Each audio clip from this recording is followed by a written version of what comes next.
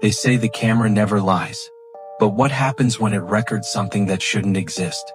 In the archives of criminal justice, the interrogation room is designed to break the human spirit. It is a place of fluorescent lights, cold steel, and hard questions. The goal is to strip away the lies until only the truth remains. But deep in the evidence lockers, there are tapes that police departments don't like to talk about. These are the files where the suspect isn't hiding a weapon. They're hiding a passenger. Welcome to Hauntingfiles. Today, we are opening the Interrogation Archive. We're looking at two specific cases where suspects claimed they weren't the ones killing. They were just the vessel. Was it madness? Or was it something else? Lock your doors. Turn down the lights. Let's look at the evidence. February 20th, 2016. Kalamazoo, Michigan. A seemingly normal Uber driver named Jason Dalton goes on a shooting spree. Over the course of several hours, he picks up passengers, drops them off, and in between fares, he kills. 6 people dead. 2 injured. But it's not the crime that lands this case in our files.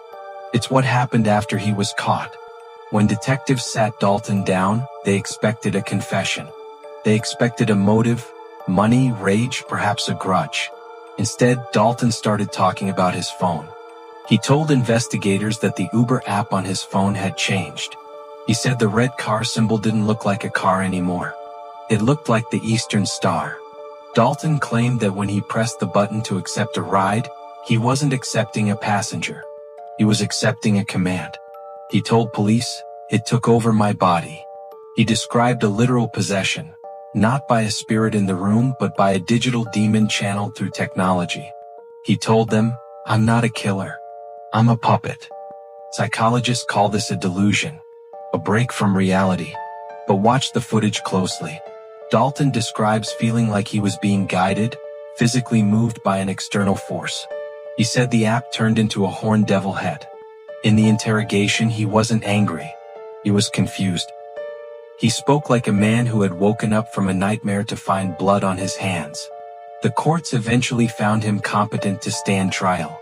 But for hours in that small room, seasoned detectives had to listen to a man explain how a piece of software opened a door to hell. Was it mental illness? Almost certainly. But in the quiet moments of that tape, you can hear the terror in his voice. He believed it. And that belief is what makes this file so disturbing. Let's go back further.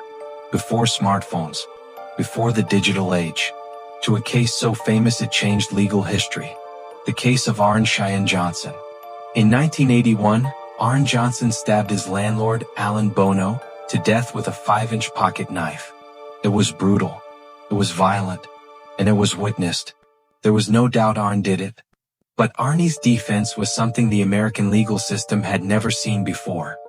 His lawyer stood up in court and officially entered a plea of not guilty by reason of demonic possession. This wasn't a sudden excuse. The file on this case begins months before the murder. It starts with an 11-year-old boy named David Glatzel. David was Arne's fiancée's little brother.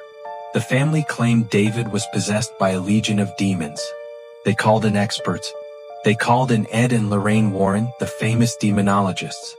During an exorcism on the young boy, Arne Johnson, desperate to help the child, made a fatal mistake. Witnesses say Arne knelt down and screamed at the entity. He challenged it. He said, "Leave him alone. Take me instead."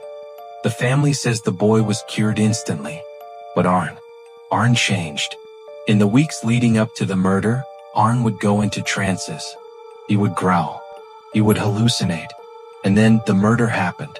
In the interrogation room and later in court, Arne claimed he had no memory of the stabbing. He said he blacked out. The judge, of course, rejected the plea. You cannot subpoena a demon. You cannot cross-examine a spirit. Arne was convicted of manslaughter. But the file remains open for many. Why did witnesses see the same beast in Arne that they saw in the boy? Why did he challenge it? When you watch the interviews with Arne from that time, you don't see a cold-blooded killer. You see a man who looks haunted. A man who invited something in and couldn't get it out. 2 cases, decades apart. One blamed a phone, the other blamed a curse. The law sees them as murderers. Psychology sees them as broken minds. But here at Haunting Files, we have to ask the question the police report ignores. What if they were telling the truth? What if the interrogation room wasn't empty? We have more files to open, from the deep web to the deep woods. But we need you to join the investigation. If you want to see the next file, hit the subscribe button. Leave a comment below. Do you believe a person can be possessed, or is it always just madness? Until next time, keep the file closed.